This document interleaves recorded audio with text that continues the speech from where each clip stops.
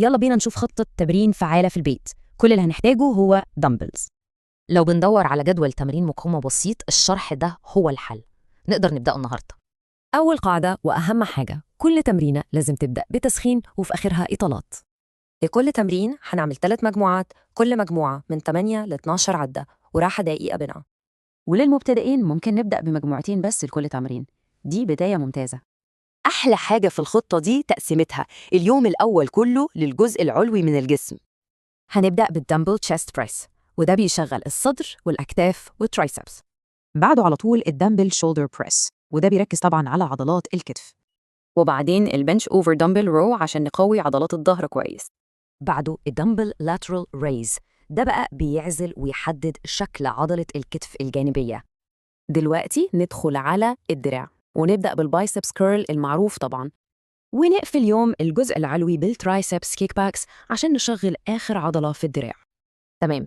اليوم التاني بقى هيكون للجزء السفلي والكور عشان الجسم كله يشتغل. البداية مع الجوبلت سكوات، ده تمرين جبار للجزء السفلي كله. التمرين اللي بعده هو الستيف ليج ديدليفت، وده بيركز على الخلفيات والجلوتس. بعد كده الريفرس لانجز، ده تحدي حلو قوي للتوازن وقوة الرجل.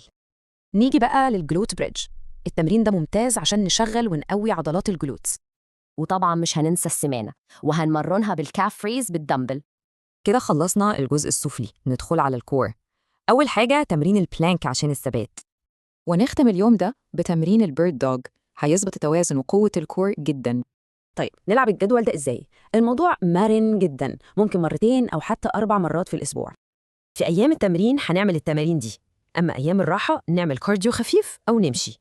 وخلونا فاكرين أيام الراحة مهمة جدا للاستشفاء ونمو العضلات، دي مش كسل خالص. لما نيجي نختار الوزن لازم يكون فيه تحدي، بس يسمح بتكنيك مظبوط.